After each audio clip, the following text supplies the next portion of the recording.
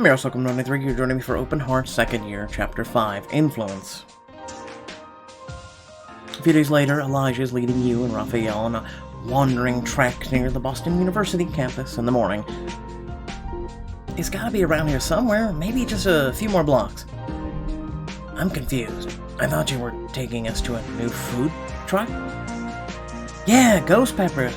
The whole gimmick is you never know where you're gonna show up. Like a ghost, I guess. That doesn't seem like a best business model. It creates mystique. They post a riddle on their picta an hour before they arrive. You just gotta be at the right place at the right time.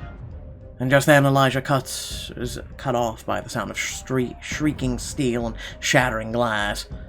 He's beginning to see smoke rising from a car crash on the BU bridge. What the? Come on! You hurry after him to the scene of the crash. Victims climb out of the cars, dazed. One set of tire tracks leads away from the crash, and two... Oh no. Part of the concrete rail is broken, and you rush to the edge and peer over. A car dangles vertically high over the water, caught in the cables running along the bridge. You can barely see. Inside, there's a teenage boy who yells for help. Oh god! It's gonna fall! Please help! Elijah, call 911. I'm already on it. Raphael coolly studies the cable's path.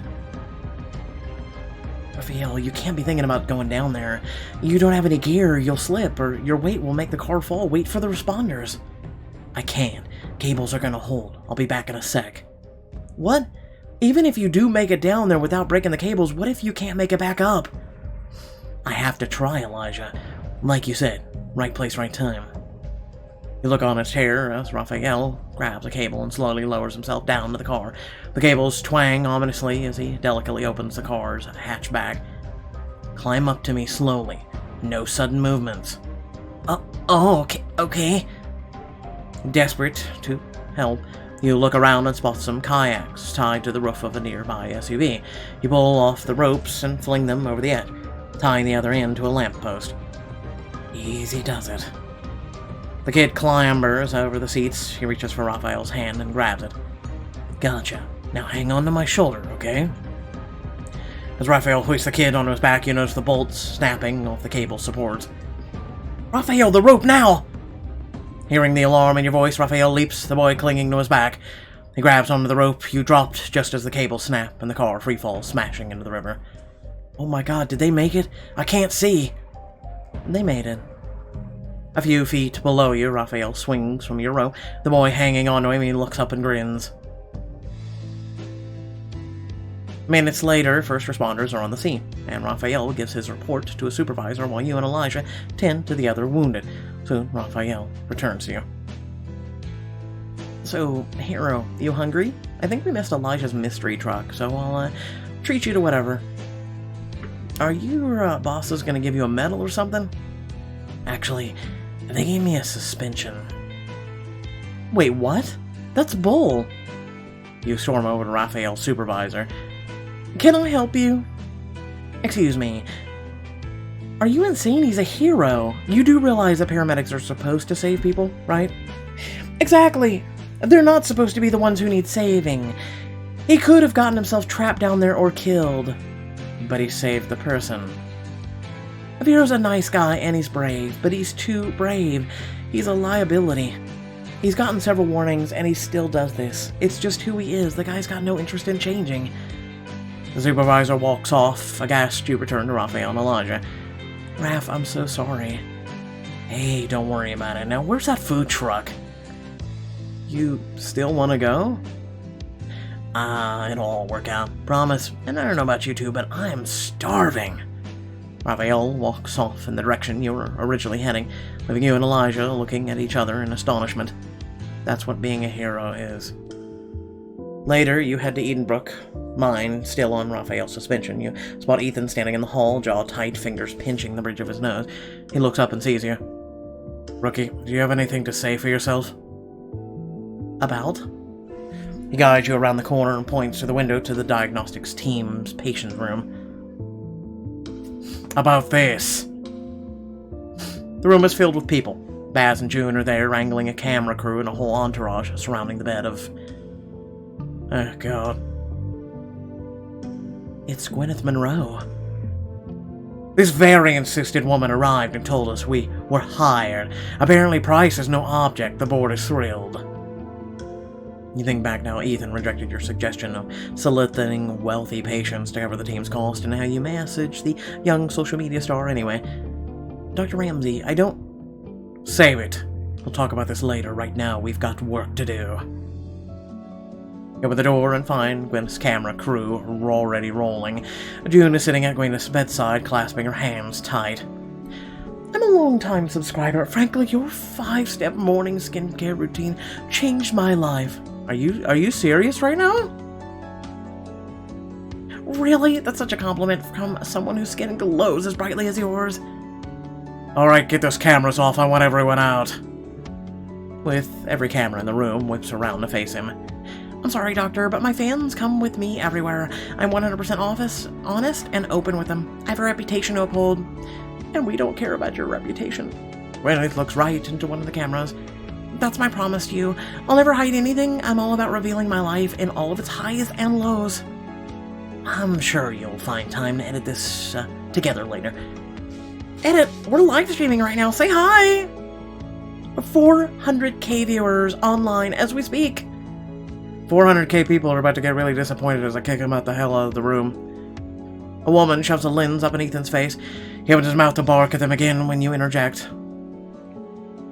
Gwyneth, your fans understand your confidentiality. I'm sure your fans love your honesty, but you want them to respect your privacy too, right? That's a good point. See that, all you Gwyners out there? There's a difference between honesty and privacy, and everyone's entitled to both. Okay, Tanya, Darryl, let's end there for now. Sure thing, Gwyn. Dr. Valentine, why don't you take the lead on this one? Yes, Dr. Ramsey. Okay, Gwyneth, can you tell us about your symptoms? So, as you know, I've been keeping up with my live blog. We have not. I've lost 20 pounds in the last 3 weeks. My energy's totally tanked. I'm tired, dizzy all the time. What did your previous doctors think? I've been doing it to myself. But my whole brand is about health and well-being. This isn't a psychological thing, I swear. Have you been eating lately? My appetite's gone, but I've been making myself eat as much as I can. Still, I'm so weak, I don't think I've been able to use the all-access passes promoters gave me for the Boston Tea Party. You know, the music festival. Gwyneth, have you been out of the country recently? Not for over a year. I've got another book deadline in 6 months. I owe my sponsors at least 8 posts a day. Building a brand doesn't really leave time for travel, unless travel is your brand. This is very true. And yours is. Beauty inside and out. Which is easier when you're not wasting away and having to fight off even more trolls than usual. I looked online. Do you think it could be cancer? Oh, you're one of those. You went to WebMD because you had a headache. You found out you're dying in 6 months. Whatever it is, Gwyneth, we'll fight it together. And the first step is that me running a boatload of tests to find out what's going on. Thanks, Doctor. As you head out, Gwyneth has her crew turn the cameras back on. Sorry about that, Gwyners. I'm back, and I've got big news. This is where you announce some fake bullshit. This place has all the hottest doctors of all time. The team files out into the hall. Okay, I want her cured and out of here ASAP. Test for basics. Gastronitis, hypothyroidism, viral infection. I'd like to talk to her some more. Depression is frequently a cause of weight loss, and the girl does seem a little overtaxed. Well, it can go either way, weight loss or weight gain, but you continue down the hall with June. I didn't realize you were a fan of hers. I'm not. I don't even know who she was until 5 minutes ago. But you said the skincare routine. I read up on her when she arrived. I like to be prepared. Okay, sure. But why did you lie to her about being a fan? From what I read, for a girl who spills her guts on camera all day, she's tight-lipped in real interviews. That means she only opens up to her fans. I wanted her to be forthcoming with us, ergo. Wow, June. That's a good idea. Smart of you to gain her trust. We need her patients to trust us, even if we have to take shortcuts to get there. I knew you'd see it my way. Our job's hard enough. We have to take every advantage we can get. June smiles and heads off. You turn around and see Ethan pacing the halls, hands on his hips. When he sees you, he sighs deeply and leans against the wall and arms folded. You went behind my back. We talked about soliciting patients, and you did it anyway. Ethan, I did this for Gwyneth. She may be rich and beautiful, but she's still a human being, and she's still a sick person who no one else can help. It may be true, but don't you see where this will lead? You told me we had to control what we can control. This is within our control. Can't we just try, just this once? Ethan looks through the patient window and into the room. Gwyneth beams into the camera. Not anymore, it's not in our control. When you start making exceptions into your principles, the exceptions become the rule. I don't want you to learn that the hard way. He straightens up and adjusts his coat. Go get those tests done, Dr. Valentine. He walks off, disappearing around the bend. Your shift wraps up later that night. Exhausted from the long day, you're heading for the locker room where you hear applause down the hall. Great job, Dr. Ortega. It's nothing. What happened here? Your intern just caught a misdiagnosed aortic dissection. Dr. Marani thought it was acute coronary syndrome and almost killed the guy. Excuse me? Oh, he's saying that you almost killed the guy. I got that part, Dr. Garrison. But yes, I have to thank Dr. Ortega for quick thinking. Very well done. I mean that. Zaid and Inez head back to the work as the gaggle of interns congratulate Esme. Gee, I don't think I've ever seen her smile this much. Nice work. A bunch of us were gonna head to Donahue's right now. You in? Yeah, you gotta come celebrate. Zaid owes you big time. I'm so jealous. I would, but I've still got a ton of patients to go check on before I'm done. So, instinctively looks at you with cautious hope. Dr. Ortega, go celebrate. I'll take the patients. Really? Yes, really. You earned it. Sweet, come on, Esme. The other interns rush off as Esme hands you her charts. Thank you for this, Dr. Valentine. Of course. Just don't get too cocky. It's important to get these big wins to keep your spirits up, but they also can make you overconfident. They make you think you know the best, and you won't always. I still don't. Right. That makes sense. Just keep that in mind. Go enjoy your night. Thanks again, Dr. Valentine. I appreciate it. As Esme hurries after her fellow interns, you flip through her charts and trudge back into the ward on tired feet. The next morning, you wake up on your day off to the noise coming from the living room. Rubbing your eyes, you stumble out of your bedroom. Raphael is sitting on the couch between Elijah and Jackie playing video games with Locum curled in his lap. Okay, so if I want to jump, I press A, and I think I died. That's because you just jumped off a cliff, dude. Hey, Raphael, what brings you over here? Oh, Casey, sorry if we woke you. Elijah promised to find me a new hobby now that I'm suspended and all. We all kept you company when you were suspended last year, Casey. I figured we should do the same for him. Huh, Gwyneth mentioned she had passes to a music festival she can't use. I bet my friends would love to go. Unlock this outfit to hit the biggest music festival in town with all of your friends and cheer Raphael up after suspension. Wait, are we gonna ask a patient for a favor? Really? Good vibes only. Someone's looking to get lucky tonight. Is Dr. Ramsey coming too? I actually have an idea. Give me a second. Dig out your phone and shoot Gwyneth a DM. Moments later, she replies with an attached file and message. Enjoy! Take lots of pics for me. Hey everyone, how would you feel about going to the Boston Tea Party tonight? I wish. Even if those tickets weren't $400 a pop, they're sold out. Well, guess who just got an all-access pass from an uncertain big-time influencer? Whoa, no way, are you for real right now? That sounds like a blast. I'm in. And thus why I wanted my channel to continue growing.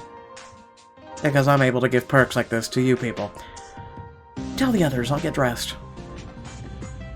Soon you've arrived in Cambridge along with your friends and a stream of thousands of other young people. Wow, this place is packed. Spin around taking in the towering stages, the array of food vendors, and the winding lines of drink tents, the eclectic art installations, and absurd lawn games. Get a load of the year's lineup. The acts are either a mega popular 17-year-olds or bands that were popular when we were 17. Tell that patient of yours I owe her one, especially since you showed up dressed so well. It's making me look, well, even better. He's right, Casey. You look great. Yeah, you look like you should be a big-time influencer. Well, tell that to my 300 followers! Oh, those feels. So, what do you want to do first, Casey? Oh, Kira's here. Sienna, I guess everyone's here. I guess we brought the whole gang. Kira. You find Kira wandering among the lawn games. She finds a free stack of giant outdoor Jenga blocks. Up for a game? You and Kira go back and forth, slipping blocks out of the tower, placing them precariously on top. The tower grows, but teeters dangerously in the breeze. Hey, you're getting pretty good at this. You know, it's actually not that different from my new job, shuffling Edenbrook's finances around. Cutting out money from one part and hoping we can make it go further somewhere else. That sounds so stressful, with so many people counting on it. It is, but I'm far from alone, and it keeps my mind off this whole shebang. She gestures at her cancer-riddled torso. It's important to fight for others. Working as a doctor has helped me to get outside my own head too, so I see how that helps. Yeah, and at least fighting for others is better than just fighting others. What do you mean? The budget cuts affect more than just Edenbrook, remember? It's every hospital in the state, some more than others. Edenbrook's among the worst, but Kenmore's getting hit pretty hard too, for instance. And whatever miracle solution's out there, they're looking for it too, you know? And if it's something we can't both have, then... Kira pulls out another block, and the whole tower finally topples over on the lawn. Oh, metaphorically speaking. Yeah, I get it. Uh-oh. Raphael. You find Raphael staring up at the inscrutable art installation where spandex-clad dancers gyrate inside a colored plastic bubble. What do you think is going on here? Beats me. Well, art's supposed to make you feel something, and I certainly feel confused, so I guess it's working. Is that all you're feeling? Are you asking that, about my suspension? I said I'm not worried about it. Anyway, they were probably right to suspend me. Then tell your bosses you'll stop. You'll do whatever they ask. I think we both know it wasn't true. I never did it for some adrenaline rush or because I'm stubborn. I just have never been able to walk away. Yeah. It's who I am, for better or for worse, and I can't imagine being any different. Raph, I don't want you to be any different. Well, good, because I think you're stuck with me as is. Just then, some of the spandex dancers emerge from the bubble and start gyrating around Raphael. Okay, I think that's enough. Let's get back to the others. I can't believe it. Something has finally scared Raphael Avero. Get a drink with Aurora. You jog over to Aurora, who's nearly at the front of the line at the drink tent. You want something? Make up your mind fast. I'm almost ready to order. After ordering, you grab a picnic table in the shade with your drinks. You take a big, refreshing sip, and notice Aurora's just staring blankly at hers. Did they give you the wrong thing? No, I just spaced out there. What's on your mind? It's just, I haven't told my Aunt Harper yet about how I want to transfer to Mass Kenmore. I just know she's gonna try to change her mind. I thought you said your mind's made up. It totally is, but you know how it can be with some people, where they just have this power over you. Yeah, but you need to trust yourself. You've come a long way this year. You're the author of your own life now, and nobody's taking that from you. but you don't want to hide your big decisions from someone who cares about you. You gotta tell her and know that you won't be influenced. Okay, you're right. I can do it. Hopefully. She breathes in deep, psyching herself up. Enough about that. Let's take back, these back to the others and enjoy the day. Grab food with Sienna. You go with Sienna to pick up the food for everyone from the trucks parked at the edge of the festival. Let's see. Oh, let's get the asparagus and a poke bowl. I know neither of those. These handmade risotto bowls look interesting. And those challah wraps? Okay, I think we need to stop now. My stomach hurts just looking at all this. As you wait for your order to be ready, you join her on a nice sunny patch of lawn, watching the crowds drift by. Thank goodness we found a place to sit. My feet are killing me. We just got here, Sienna. How are your feet tired already? Work's been crazy lately. I'm sorry. No, it's great. Interns are tough, but Mitch is the best. He keeps telling me how lucky he is I'm his resident. It means so much to me. I think he's just sucking up to you. You know, trying to get you to like him. You think he's just... Anna blushes, having not considered it. Maybe you're right, but it was nice to think for a while he actually respected me. The festival winds on, and the summer sun dips beneath the horizon before the bigger acts onto the night. You and your friends find yourselves up close to the main stage in such a big crowd you can't see where it even ends. Here they come! I don't know who this is, but I don't care. I'm pumped. The crowd roars as the band takes the stage, and a sultry, bass-heavy R&B song booms from the humongous speakers. All around you, festival goers let the music take over, dancing to the beat. Who do you dance with? Bryce. You drift closer to Bryce, who grins as he sees you coming. I was wondering when you were gonna get over here. You know, you could have come to me. But, I like it more when you do it. He pulls you in close, and you rock to the beat together. You notice him still smiling. What are you so happy about? Really? What am I not happy about? Life can't get much better than this, Casey. I've got the best life with my best friends. I get to go to a party with all my surgical buds, and yesterday Emery let me do the face-off surgery. Well, almost. I removed a patient's face and then put it right back on him, but otherwise just like the movie. That's what you're smiling about. I'm smiling because right now, here with you, I think I've gotten the luckiest, gotta be the luckiest dude on the face of the earth. Oh, it's adorable, and right now I'm free and single, so, you know. You lean in and kiss him softly, then pull back. How about now?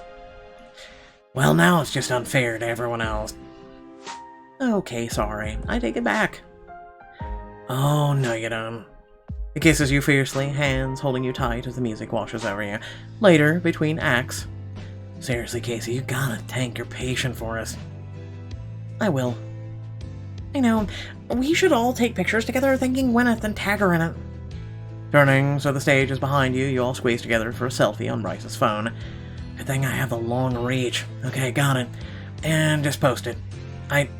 Huh? Bryce, what's up? He hurriedly slips his phone back in his pocket. I gotta go home, actually. Alrighty? The headliner's about to come on. Yeah, I have to study. Study? Since when do you even know how to read, Scalpel Jockey? Bryce just ignores her and squeezes out through the crowd. No comeback? Weird. I wonder what's up with him. I like how they keep misdirecting us. Raphael, this guy, someone else. Later that evening, you tell your friends you want to check on Bryce and take the train over to his apartment.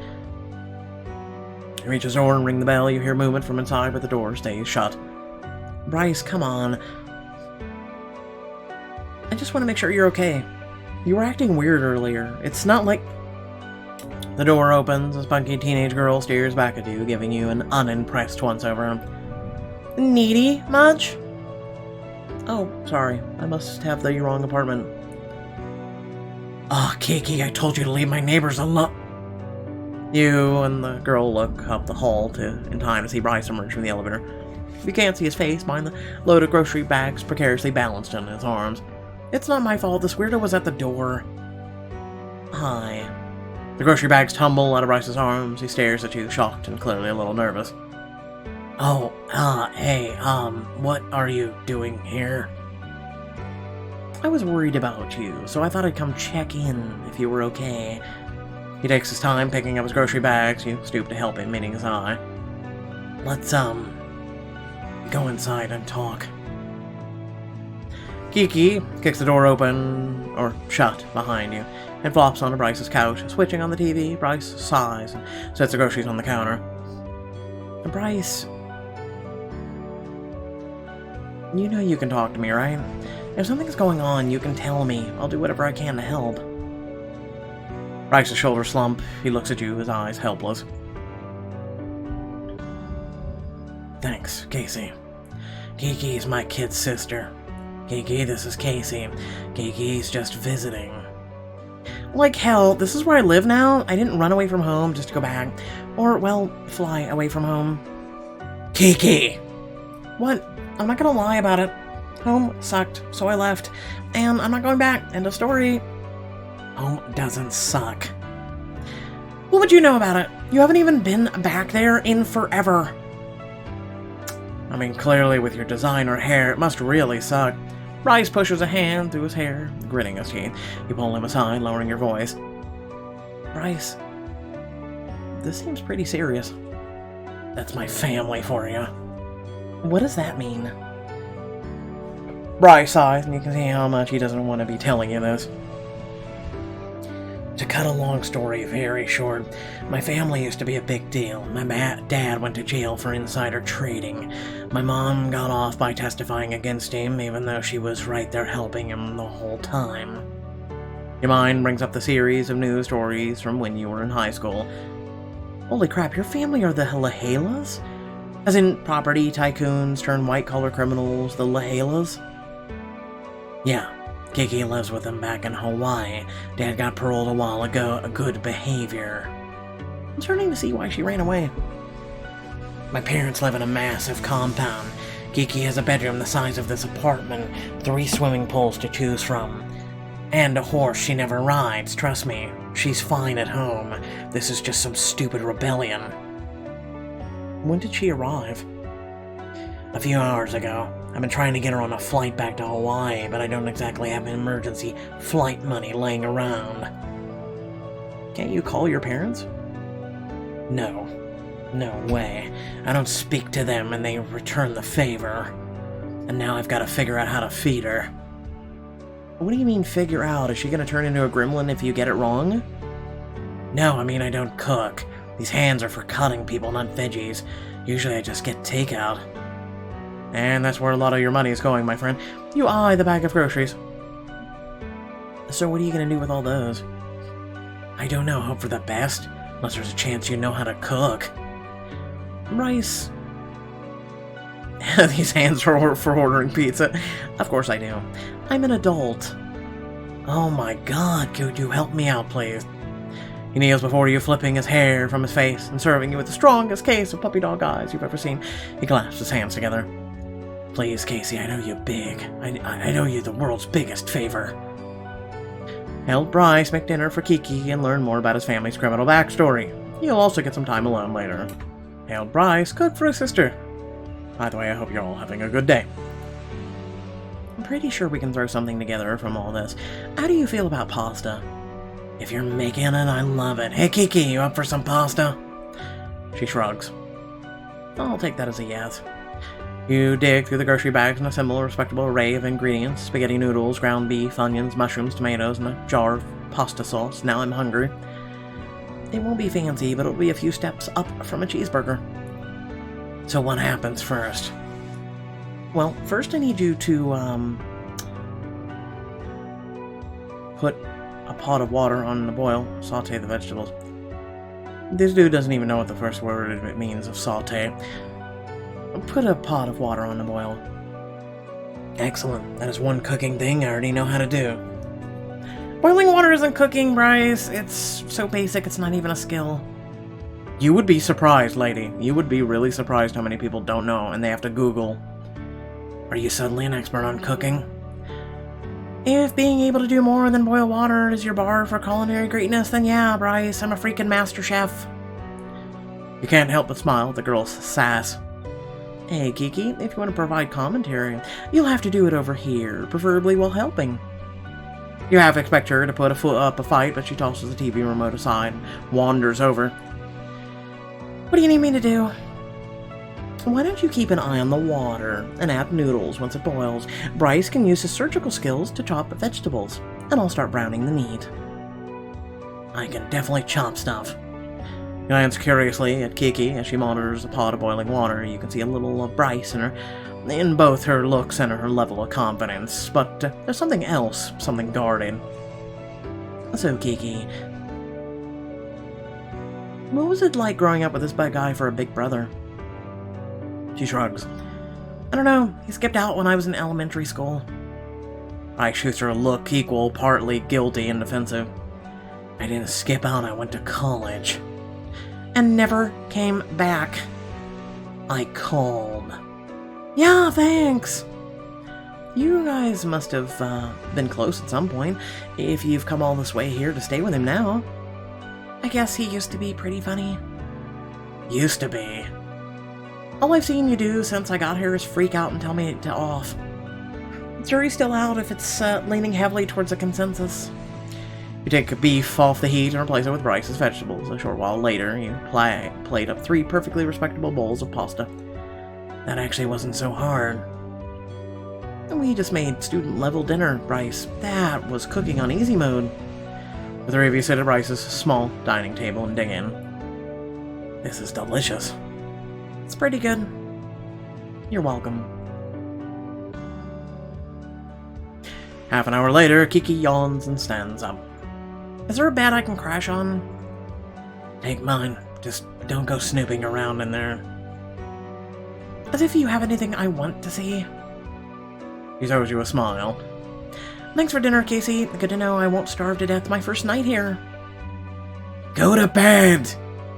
And then she's gone. Bryce's bedroom door closes loudly behind her.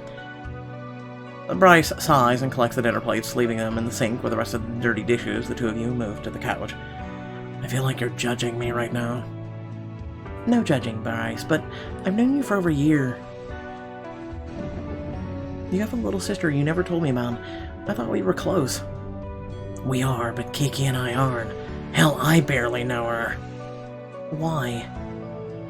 I always planned to go to college as far away from Maui as possible. My parents and I never were that tight. I always meant to go back and visit. But then, in senior year, Dad went to prison and every detail of our lives got splashed all over the news. It must have been hard.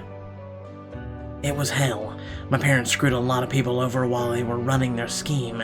Kids at the school had families who had lost money because of them. And it didn't stop when I got to college. Everyone recognized me. Everyone gave me crap for what they did, and I couldn't even disagree with them. My parents did all of it. But you didn't. Yeah, but you're judged for the father or the sins of your father. Yeah, anyway, I couldn't bear to see my mom and dad after that, so I didn't. I just still called every week or so to say hi to Kiki, but there's still so much only a college freshman can say to a 6-year-old, you know? When was the last time you spoke to Kiki before this? I sent her a text on her birthday about 6 months ago. Oh, Lord, my friend. Bryce. Yeah, the tone in your voice is why I didn't tell you about any of this. Were your parents really so bad? You mean other than being total con artist? Yeah, they sucked. At least they sucked to me. They had a lot of expectations that I didn't meet. But you're a surgeon. I didn't always want to be a surgeon, Casey. And in any case, that they wanted me to be a lawyer for reasons that become very obvious when the feds kicked our door down. So you rebelled. Oh yeah, I had long hair, leather jacket, snuck out most nights. Dad would catch me sneaking back in, we'd shout the house down. He'd tell me what a disappointment I was, I'd tell him to shove it. But they were only like that with you. Yeah, Kiki's always been their perfect little princess. She can do no wrong, be whatever she wants or whoever she wants to be. I don't know why she's decided to pull this stunt out of nowhere. It's like she has to It's not like she has to deal with what I did. Bryce, how would you know you don't talk to her? Damn it, you're right. Maybe something's actually happened. Did you ask her why she left? Maybe, I don't know, probably not. The night's been kind of a blur since she texted me to say she's sitting outside my apartment. He looks towards the closed bedroom door. I guess I could try talking to her tomorrow. Properly. Sounds like a good idea. Bryce leans back, resting his head against the back of the couch with the winds. Looks like I'm sleeping here tonight. Bryce. Well, so what you're saying is that we're currently in bed together? Bryce grins wolfishly. That's exactly right. You yelp with laughter as he pounces on you, capturing your lips in his. You let out a sigh as Bryce pushes you back into the soft cushions, his hand gripping your waist. You slide your hands over Bryce's shirt and pull it over his head, flinging it aside. I've missed this view. All you ever have to do is ask. He kisses you again, harder, his body pressing urgently against you. You part your lips for his tongue, wrapping your legs around him. Could you two keep it down? We're making more pasta. Would you like some? Kiki's voice barrels at you from a crack in the bedroom door. Yeah. Sorry, Kiki. The door slams shut again. You and Bryce look at each other, laugh. A hint of disappointment shared in your eyes. To be continued when I don't have a kid sister in my one-bedroom apartment. You got it. The bloody rain outside is so loud. The next morning, you, Cian, and Jackie arrive at work and find Declan Nash chatting up a couple of young doctors. See, that's the power of Panacea. Ask not what we can do for your patients, ask what we can do for you. That guy gives me the creeps. He's a parasite, don't let him get his hooks into you. Yeah, I'm definitely steering clear. You link up with the team and check in with Glynneth, interrupting her new video reviewing hospital cuisine. You're negative for human cytomegalovirus, negative for ulcerative colitis and IBD. Same for gastrinitis and hyperthyroidism. We also tested your blood for cell counts. No sign of any cancer yet. Gwyneth looks right at the camera, her face twisted with emotion. Well, that's a relief, Gwynners, but that word yet is gonna keep me up at night. Gwyneth, I need you to focus on helping us solve this, not melodramatically narrating your every thought. He's so mean, but he gets away with it because he's handsome. What does that say about our society? Pretty much. She's still talking to the camera. Ethan groans audibly. Gwyneth, you review a lot of skincare products on your channel. Is it possible exposure to chemicals could have caused this? Do you have a list of all your products you've owned or tested? No, not handy. Actually, wait, here. She shows you her phone. That's just your channel. Which is all the skincare products she's reviewed. Duh.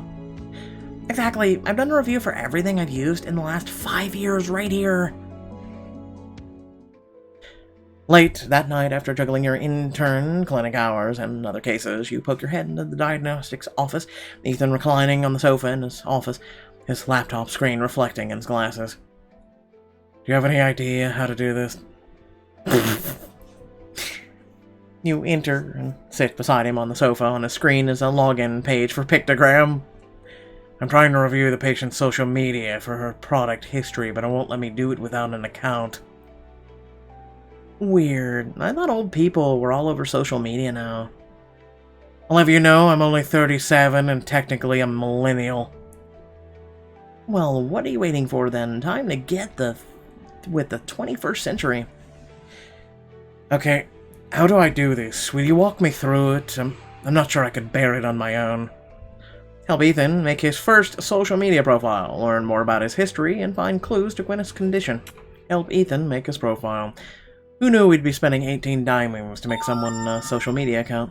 Who knew? Sure, happy to help. To be clear, we're doing this under one condition: you never speak of it to anyone. No promises. He then shakes his head with a smirk. He clicks sign up and fills in his name. Okay, what's a profile picture?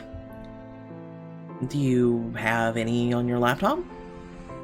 No, but I suppose there may be some online I can use. He name searches himself under images. Where do people get all these? Oh, look, you're shirtless on the beach in this one. Guess a fan recognized you. The internet is terrifying. Okay, which do I use? Oh, we're gonna choose this? Okay, we got suit. Humble. Oh, we also have you look tough here. How professional. Oh yeah, I gotta go with the beach vibe. We'll go with classy. He looks good in a suit. I think this was when I won an Excellence in Medicine award from the AMA. You don't look thrilled. We don't do this job for recognition. But it's a nice bonus, isn't it? Maybe. Okay, next. Where am I from? Providence, Rhode Island. Did you like growing up there? I wouldn't have liked growing up anywhere else. I always felt like my age held me back from doing the things I wanted to do, exploring the things I wanted to explore. I hated not being taken seriously. I was serially underestimated by adults, teachers, and whenever I would prove myself, they would think I was undermining them. Well, were you? Not all the time. Okay, now it's making me choose my interest. What's the point of that? In theory, connecting with communities. In practice, targeted ads. Pretty much. Why so many people use this junk? Social media can be pretty awful. In honesty, is the worst. It's addictive, useless, and makes you compare your life to other people's happiest moments. Someone needs to screenshot that, because it's very true. And on top of that, they sell your information to advertisers and share fake news. So why? You're the one who wanted to go digging through a pictogram. The things I do for my patients. Alright, scrolling down to they don't have medicine listed as an interest. It's not supposed to be your job. You do have interests outside of work? Let's see. What about, music? I do play cello in my youth. I wish we had a picture of that for your profile. I bet little Ethan was so cute. I was, and I found it very soothing and deep string vibrations. Whatever happened to that part of you? I mostly fell out of practice when my neighbor, back in Providence, who hated the noise, mind you, smashed my cello to splinters. What a jerk. Yes, but I got my revenge. I blew up his beloved garden shed. Oh my god. Okay, you need to tell us how this happened. I was a bit of a troublemaker back then. I'll say. Okay, let's see now. Name your first post. How about no thank you? Oh, give it here. Let me write something. Borrow Ethan's laptop for a second and type. What do you type? Hello there, world. No, mother... Hello. No, up it! I misspelled it. Well, welcome to the internet, guys. It's about the truth. And post. Hello there. You really think I sound like that? Can I go? Is there an edit button? Please, for the love of God. Oh, God. Yep, and congrats. You're officially a social media user. Now you're a millennial. Hang on. It wants me to add my first people from these pages I might know. Huh. There's you. And so the targeting has begun. He clicks Add Friend on your profile. Wow, what an honor. I am humbled. You should be my first, last, and only pictogram friend. Now let's get to work. How do I find Gwyneth's profile? You help him search Gwyneth's name and pull up her page. Okay, and this envelope icon is how you contact her when you... His smile fades, and he seems lost in thought. Ethan, look, if this is about me reaching out to her... It's okay, Casey. You hardly need to explain yourself. I always understood why you wanted to. As a matter of fact, you doing it, despite my explicit refusal, taught me something. And what's that? That I need to get your view as a colleague now. An equal. You're not an intern anymore, you're not just a resident, you're a peer. That means we're going to disagree sometimes fundamentally, and knowing that helps me see you in a truer light. Is it a bad light? No, it's a complicated light. But it's never bad to see how things really are, and I want you to know as you really are. He searches your expression, as if looking for some kind of universal truth. Ding! The computer beeps as a new post pops up in Gwyneth's page, a selfie of her looking gorgeously glum in the hospital bed. Well, Gwyneth's, working, so I guess we should too. Right, let's get started. You scroll through and read off the names of the products she's reviewing, and I'll keep a spreadsheet of the date and ingredients. We should be able to track down if anything is poisoning her. Between the two of you, you're able to quickly move through Gwyneth's videos. Okay, there's this one called Aphrodite Radiance Concealer. That's got dimethylene, hydronate, polydecian, propanol. Got it.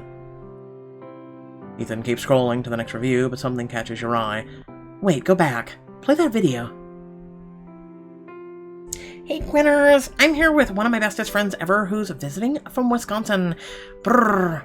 So, you know I like to try different regional delicacies because I think it's part of really getting to know people. And tonight we're making steak tartare. I'm kind of nervous. Steak tartare? Are you thinking what I'm thinking? I think we just figured this out. She has an abdominal problem. The next morning you toss Gwyneth's test results on the table with a smile. Tinea saganina. You're kidding. Please don't be kidding. Oh no, that poor girl. Valentine pieced it together last night. Excellent work. I don't think she's going to take this very well. It's pretty gross. Am I evil for wanting to be there when you deliver this news on camera for all of her fans? A little, June, yeah. Putting it on camera is her choice, not ours. We simply deliver the diagnosis. Valentine, you cracked this one. It's all yours. Oh, I'm gonna do this. I'm gonna do it. You lead the team into Gwyneth's room. She sits up anxiously. When you return, her crew readies the cameras. Did you find something? Oh, you better believe we did. Go ahead, Dr. Valentine. Hold up. I want to live stream this. I want my followers with me when I hear this news. Whatever it is, Tanya, roll it. We're live. A laptop nearby shows the live footage, with comments and emojis popping up from thousands upon thousands of viewers. Well, that's your call. Alright everyone, the moment of truth has arrived. Dr. Valentine is here with my diagnosis. Cross your fingers and pray for me. And I know that I love and appreciate each and every one of you. Looks to you beautifully afraid. The cameras remain trained on her face as tears well in the corner of her eyes, ready to spill. Gwyneth, I'm afraid you have a tapeworm. Tapeworm? Like an actual worm? In my guts? Eating all my food? In a nutshell, yes. But how?